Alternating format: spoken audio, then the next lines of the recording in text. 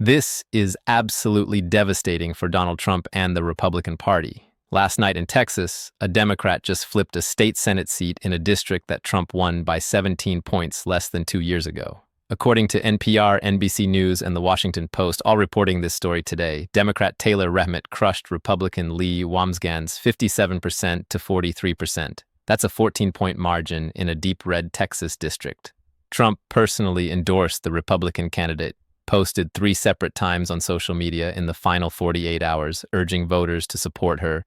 And then, when reporters asked him about the loss at Mar-a-Lago today, according to CNN, he said, quote, "I don't know, I didn't hear about it, somebody ran, where?" He pretended he didn't even know there was an election. This is potentially the most embarrassing political moment of Trump's second term, and it could be a warning sign of a massive Democratic wave coming in the November midterm elections. Stay with me because this story is bigger than one Texas Senate seat. This could be the beginning of a political earthquake. Welcome to Capital Pulse, where we bring you verified political analysis without the spin. Before we dive into this bombshell, hit that subscribe button and turn on notifications because this story is developing and the implications are huge. I'm going to walk you through exactly what happened based on reporting from NPR, The Washington Post, CNN, NBC News, the Texas Tribune, and the Dallas Morning News. These are credible, established news sources, and what they're reporting is shocking the political world right now. Let's start with the basic facts. According to the Texas Tribune and NPR, Democrat Taylor Rehmet won a special election runoff yesterday, January 31st, for Texas State Senate District 9. This is a district in the Fort Worth area covering most of northern Tarrant County. The Washington Post describes Tarrant County as one of the largest Republican counties in the nation. This is not some liberal urban district. This is conservative Texas territory. And yet Rehmet, a labor union leader and Air Force veteran, defeated Republican Lee Wamsgan's by 14 percentage points, according to the Dallas Morning News.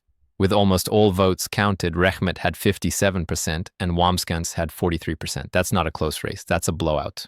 Now here's what makes this result so stunning. According to every news source covering this story, President Donald Trump won this exact same district by 17 points in the 2024 presidential election. Think about what that means. Less than 2 years ago, voters in this district chose Trump over Joe Biden by a 17-point margin. Yesterday, those same voters chose a Democrat over a Trump-endorsed Republican by a 14-point margin. That's a 31-point swing in less than 2 years. NPR called it a stunning upset. The Washington Post called it a major upset. The Texas Tribune called it shocking. Political analysts across the board are using words like bellwether, warning sign, and earthquake. Let's talk about Trump's role in this race because this is where it gets really embarrassing for the president. According to NBC News and the Texas Tribune, Trump made a late push for the Republican candidate Lee Wamsgan. He posted 3 separate get out the vote messages on his social media platform in the 48 hours before the election. The Texas Tribune quoted one of Trump's posts where he called Wamsgan's, quote, a successful entrepreneur, and, quote, an incredible supporter of his Make America Great Again movement. So Trump was clearly invested in this race. He knew it was happening. He tried to help the Republican win. But here's where it gets absolutely ridiculous. According to CNN's live blog published today, when reporters asked Trump about the election result at his Mar-a-Lago estate in Florida today, he said, and I'm quoting CNN's reporting here, quote, "I don't know, I didn't hear about it. Somebody ran? Where?" After reporters told him it was the Fort Worth area District 9 race, CNN reports that Trump shrugged off the race, saying he was not involved despite endorsing a candidate. The Associated Press also covered this moment and quoted Trump saying, quote, "I'm not involved in that. That's a local Texas race." Let me just pause and point out how absurd this is. 48 hours before the election, Trump is posting multiple times telling people to vote for the Republican. 24 hours after his candidate gets destroyed, he's claiming he doesn't even know there was an election and he wasn't involved. This is Trump's classic move when something goes badly: deny, deflect, pretend it never happened. But in this case, his own social media posts prove he's lying. Everyone can see that he endorsed this candidate. Everyone can see that he tried to help her win. And everyone can see that it didn't matter. Texas voters rejected the Trump-backed candidate anyway. The political context here is massive. According to the Texas Tribune, this Texas Senate seat has been held by Republicans for decades. The previous office holder, Kelly Hancock, was a four-term Republican who easily won re-election every time he ran. Hancock resigned to take a statewide office as acting comptroller, which triggered this special election. Under normal circumstances, Republicans should have cruised to victory in a district this conservative. But these are not normal circumstances. We're in the second year of Trump's second term, and according to multiple news sources, voters are furious about Trump's policies, particularly his aggressive immigration enforcement. NPR reported that Democrats have been overperforming in special elections across the country since Trump took office. The pattern started in March 2025 when Democrats won a Pennsylvania legislative district that they hadn't held in a century. Then in November, Democrats dominated major Election Day contests, winning governor races in Virginia and New Jersey. They've also won special elections in Kentucky and Iowa. The Washington Post noted that even in a Tennessee special House race that Republicans won, the margin was slim enough to give Democrats hope. And now this Texas upset adds to what Democrats are calling evidence of an anti-Trump backlash. The Democratic National Committee clearly sees the political gold mine here. According to NPR and NBC News, DNC Chairman Ken Martin called Rehmet's victory, quote, a warning sign to Republicans across the country. The Dallas Morning News quoted Martin's full statement where he said, quote, tonight's results prove that no Republican seat is safe. From now until November, Democrats are keeping our foot on the gas and organizing and competing everywhere, including in Texas and the rest of the Sun Belt. And that's the DNC chair essentially declaring that they're going to challenge Republicans everywhere, even in deep red states like Texas, because Trump has made the GOP vulnerable. Republican leaders in Texas are in full panic mode. According to the Texas Tribune and Dallas Morning News, Texas Lieutenant Governor Dan Patrick, who is one of the most powerful Republicans in the state and presides over the state Senate, had been raising alarm bells about this race for weeks. Patrick urged Republicans to turn out and helped mount what the Tribune called, quote, a furious funding push in the final days. The Dallas Morning News reported that Wambsgans vastly outspent Rehmet thanks to this Republican money flood. But it didn't matter. Despite being dramatically outspent, despite Trump's endorsement, despite the district's deep red history, the Democrats still won by 14 points. After the loss, according to the Dallas Morning News, Wambsgans released a statement calling the outcome, quote, a wake-up call for Republicans in Tarrant County, Texas, and the nation. She tried to spin it by saying, quote, the dynamics of a special election are fundamentally different from a November general election, implying she could win in November when they face off again. But that's the kind of thing losing candidates always say. The reality is that this was a massive defeat in a race that should have been easy for Republicans. Lieutenant Governor Dan Patrick also tried to put a brave face on the loss. The Dallas Morning News quoted his post on X where he wrote, quote, our voters cannot take anything for granted, while noting that low turnout special elections are always unpredictable. He added, quote, I know the energy and strength the Republican grassroots in Texas possess. We will come out fighting with a new resolve, and we will take this seat back in November. But here's the problem with that spin. This wasn't a low turnout fluke where Democrats barely squeaked out a win. This was a 14-point blowout, and it happened in a district where Republicans have dominated for decades. Let's talk about who Taylor Rehmet is, because his background is important. According to NPR, NBC News, and the Texas Tribune, Rehmet is a labor union leader, specifically with the International Association of Machinists and Aerospace Workers. He's also an Air Force veteran.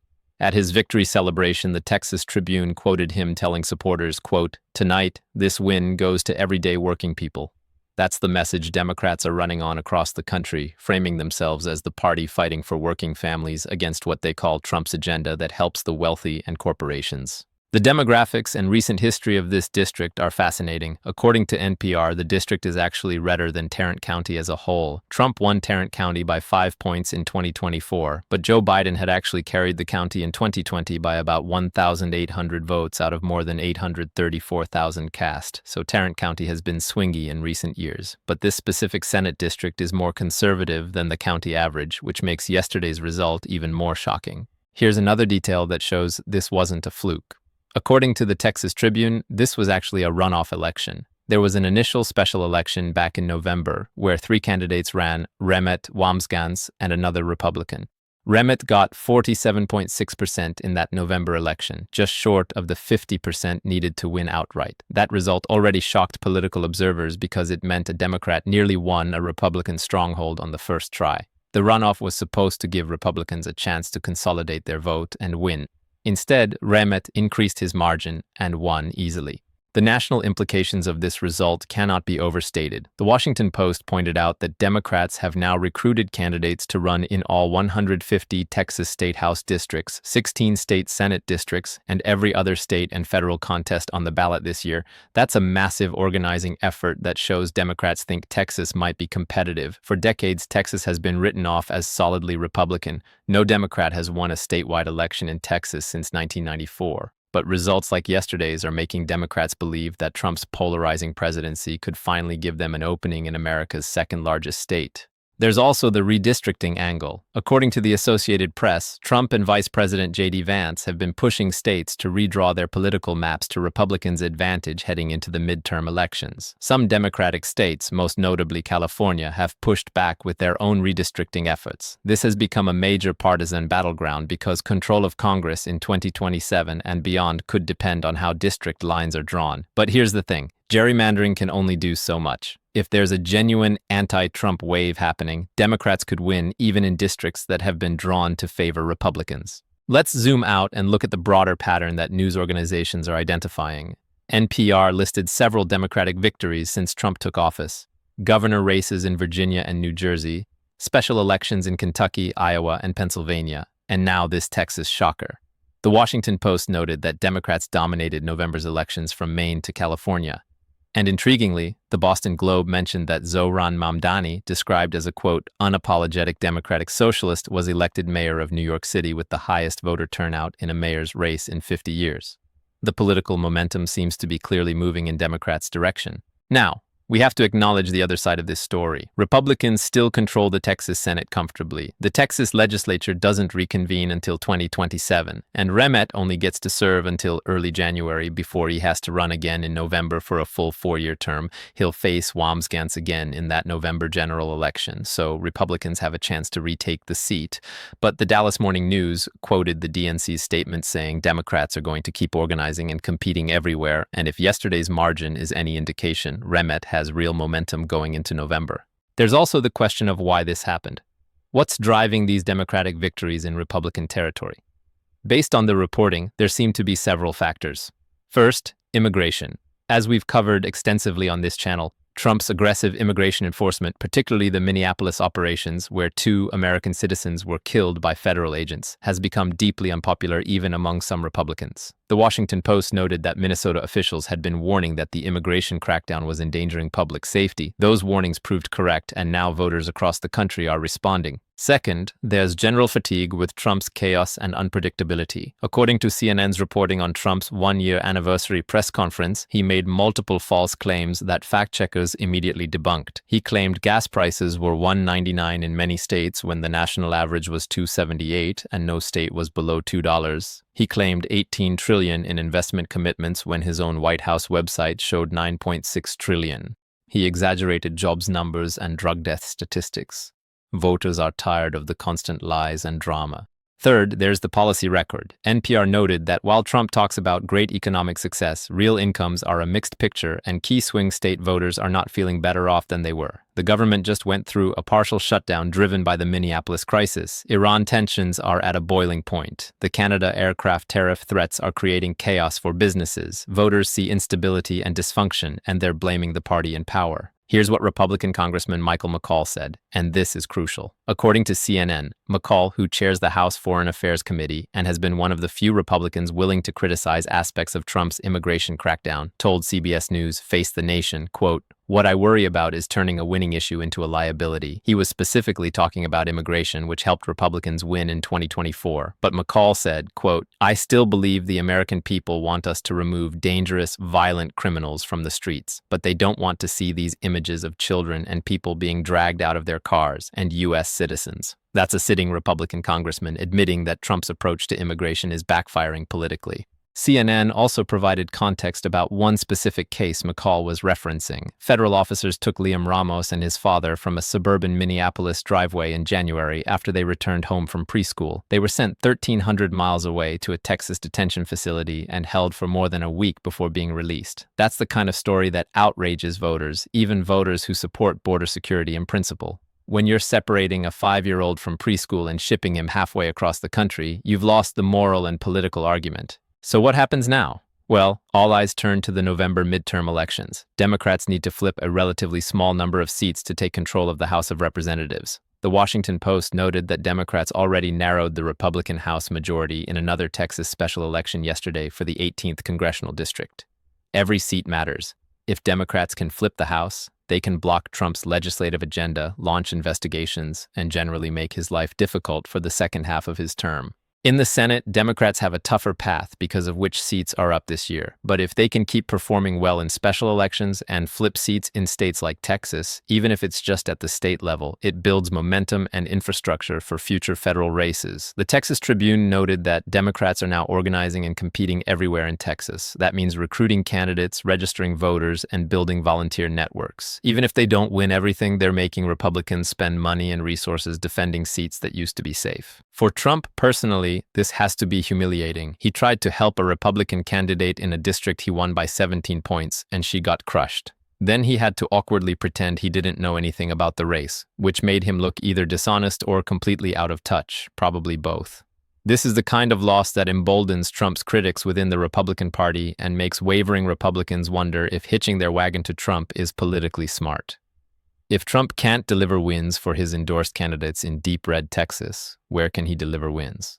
There's also the psychological impact on Trump. We know from reporting over the years that Trump is obsessed with winning and losing. He hates being associated with losers. Yesterday's Texas result makes him look like a loser. His endorsement didn't matter. His social media posts didn't matter. His MAGA movement didn't turn out voters. That's gotta be eating at him, which is probably why he immediately tried to distance himself from the race. Looking ahead to the rest of 2026, Democrats are going to use this Texas result as a recruiting and fundraising tool. They're going to tell potential candidates and donors, look, we can win anywhere, even in Trump country. They're going to argue that there's a nationwide backlash against Trump's policies and that Democrats who run on fighting for working families can win.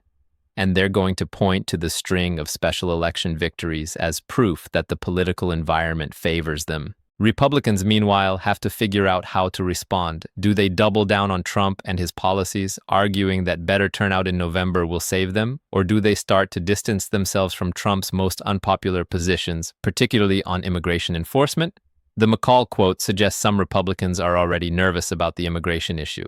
But Trump doesn't tolerate disloyalty, so Republicans who criticize him risk getting primaried. It's a difficult political calculation. One more important detail from the Texas Tribune. Lee Wamsgans, the losing Republican candidate, is not some random nobody. She's a conservative activist who, according to the Tribune, helped make Tarrant County, quote, a testing ground for socially conservative policies in recent years.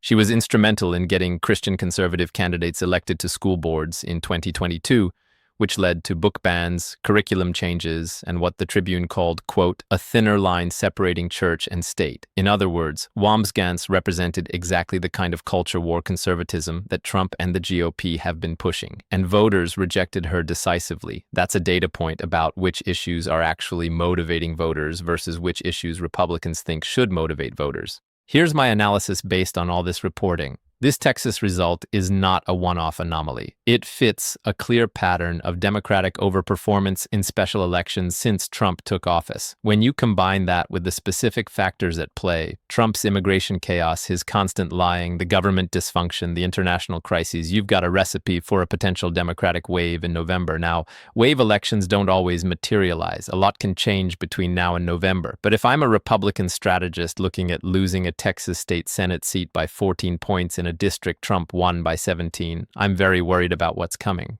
For Democrats, the challenge is not to get overconfident. They need to maintain the organizing intensity, keep recruiting strong candidates, and hammer home their message about fighting for working families. Rehmet's victory shows it can be done, but it requires work, resources, and discipline. The DNC chair's statement about keeping their foot on the gas is exactly the right approach. Don't declare victory and coast. Compete everywhere and make Republicans defend every seat. For Trump, this is a warning that his political power might be weaker than he thinks. His endorsement used to be gold in Republican primaries. Now it's not even enough to win a general election in a deep red district. That's a massive loss of political capital. And if Republicans start to believe that Trump is more of a liability than asset, his ability to control the party diminishes. We could see more Republicans willing to buck him on policy issues or even distance themselves publicly. The bottom line is this. Yesterday in Texas, a Democrat won a state Senate seat in a district Trump carried by 17 points.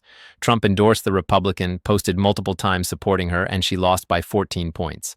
When asked about it, Trump pretended he didn't know there was an election. This is embarrassing for Trump. It's devastating for Texas Republicans, and it could be a preview of a Democratic wave in November. The midterm elections are now less than 9 months away, and if current trends continue, we could see a major political realignment that limits Trump's power and sets up Democrats for success in 2028 and beyond. I'll continue covering the midterm elections and the political fallout from results like this. Make sure you're subscribed to Capital Pulse and have notifications turned on so you don't miss critical political analysis. Drop a comment below with your thoughts. Is this Texas result a sign of a Democratic wave or just a special election anomaly?